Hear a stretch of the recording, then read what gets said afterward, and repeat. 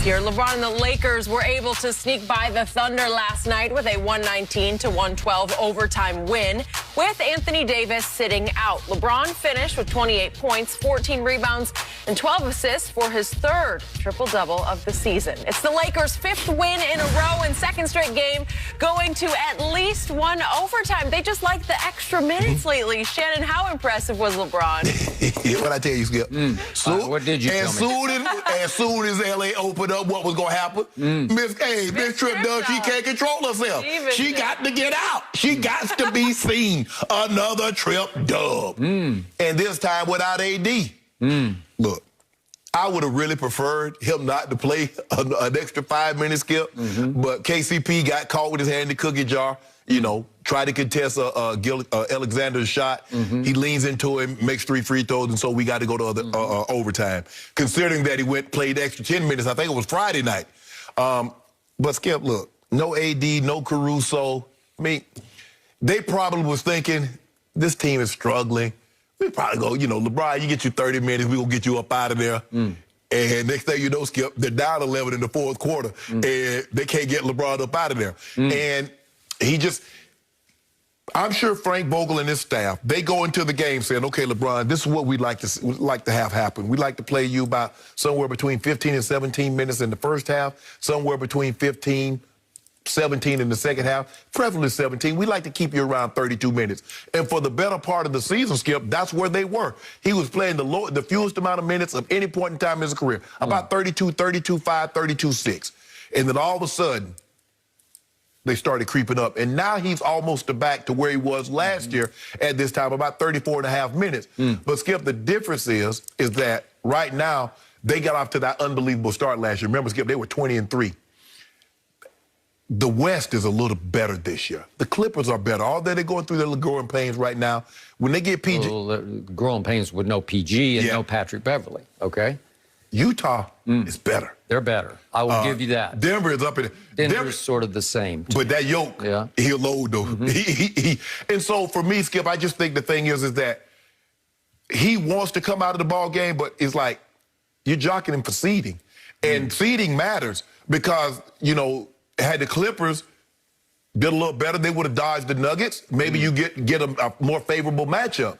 But, Skip, I'm not, look. He was spectacular last night. 8 points in the fourth quarter, after they were down by 11. 7 came in the final 3, and then that cross-court 3. How many guys can make that pass? That skip.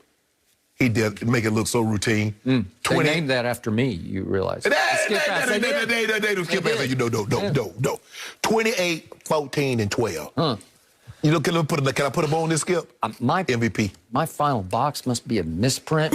I'm looking here at the three-point numbers beside LeBron's name, and it says 2 for 10. We struggled a little bit last night. 2 for 10? We struggled a little bit. We struggled. I thought this is the year of the 3. Hello. You wanted to be Steph Curry every night? 2 for 10. We still shoot 40%. Yeah, you're right. And everybody give me some cases. You've dropped a little bit. Everybody gonna give me some cases at the end of the year? Yes, I am. Well, did you say 40? No, I said 38. You said 38. I don't remember. Yeah, you said 38. We're gonna pull the tape. You gave me 38. We have some revisionist history, but that's okay. I'm so many cases up from Tom Brady that I don't even care. If you need to get him back that way, you can get him back. I'm gonna get him back. All right. I thought he played very well overall last night. I give you all the numbers. Obviously, in place of AD, you got to take up that slack. He took it up, and he took it up on the boards, which I always... He can rebound like a demon when he feels like it, because he is 6'9". What do we give him, 260-ish? Easy.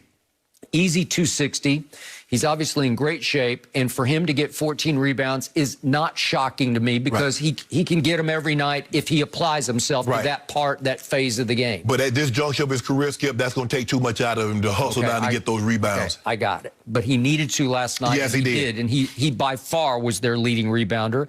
And he wasn't quite the leading rebounder in the game, because Baisley had 16 for the Thunder. And by the way, Baisley won a tip with LeBron late in the game, which led to the 3 free throws.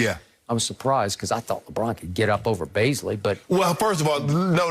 Hey, check this out. I saw the Chicago Bulls lose a game when Gary Trent won a jump ball off Zach LaVine, the 3-time dunk champ. Okay, maybe it's timing. Maybe it's a bad toss. Yeah, it was. Okay, all right, I got it. And Kane Fitzgerald probably tossed it up anytime he had... Was he official? If Kane Fitzgerald is in the game, I want no part of that game. Who was the official, Skip? He was there. Yeah, okay. He was the lead official.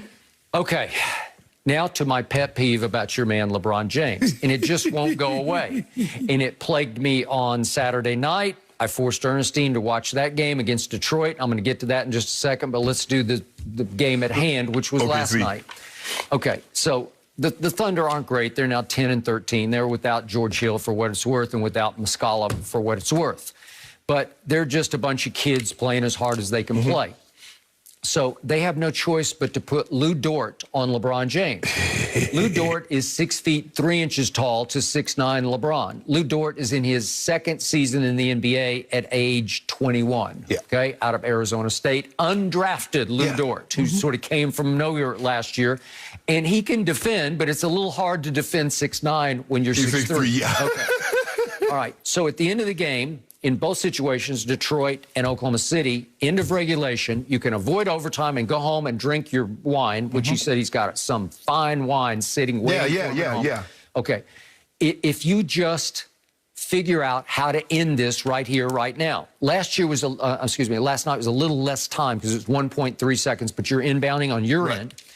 And to me, if you're LeBron James and you're 6'9" on 6'3", if you call for some kind of a play that will get you a lob on the edge of the paint where you can wheel on Lou Dort, you can get fouled because he has no choice but to foul you because you're just too big for him. But that's going to require that you go to the free throw line and make one of two to end the game. You're going to make both of them. Well, you could make both of them. And he's been a little better from the free throw line, 72% so far this year. But when you look at the rest of the league, it's still way below average from what... Skip, Skip, he's not the shooter that KD and Kyrie and all those guys are. Just in case people have forgotten, right now, just right here, right now, KD is making 87%, Kyrie's 94%, Harden's 88%, Kawhi is 89%, Paul George is 91%, Steph's 94%, and just for the record, the two big guys that I love both of them, but Embiid is 85%, and Jokic is 85%, LeBron's 72%. Yeah.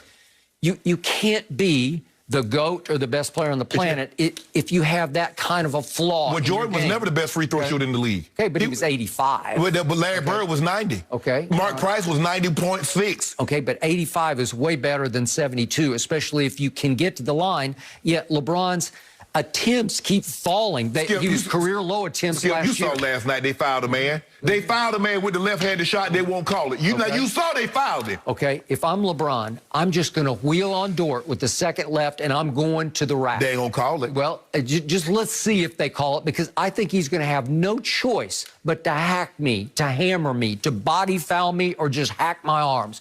If I go up strong with my right hand, because he likes to go to his left, they're just going to have to foul you at the end of the game. And instead, he runs hard straight away from the basket and tries to catch and turn and shoot, and Dort's just got a full head of steam, too, and is right in his face. That's on Trez. Trez got to set a better pick. Right, okay. Trez got to set a better pick, Skip. You say Trez got him. Keep it pinned, Trez.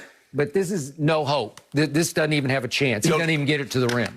You made him double clutch. But we've seen him hit in the playoffs 2 threes from that very spot. Okay. Orlando and Indiana. Okay. So we know he's capable. Okay, but what's the lower degree of difficulty to me? It's just to get fouled and get to the free throw line. Go ahead and shoot something that's in the paint on him. Skip, right now, he's the Simone Biles of gymnasts. Okay. There is nothing that's difficult for him. Okay, well, then you should have pulled that one off. Skip, now you know what, Skip. Now, well, let's look quickly at Saturday night. Okay, it's the same situation. The game is tied. All you need is one free throw, and there's not a double overtime, right? And so let's see what he did down. This is with 3 seconds left. He just says, okay, I like this. And then he shoots a weak sort of fall away left-handed. Skip, he going with his left hand. Like a baby and hook. Plumlee met him. Look at that. Two Like guys. a baby hook, and he shoots it over the rim. Skip. Okay, if you go right-handed, Skip, and you go up straight, he's 6'9". He's bigger than Plumlee is. Jeremy Grant is 6'9". Mason Plumlee is 6'10". Skip, you just go right up through. Skip. You don't think if you go right-handed, you're not going to the free throw line? I will bet you're going to the line. Now, see, at first you said he shouldn't have pulled up. Now he drives the ball on Friday. I told you, I give you that. Okay. And then he shoots this weak you-know-what. Skip. That's weak you-know-what. That's that weak you-know-what. That's the left-hander that he finished Paul George with against Miami.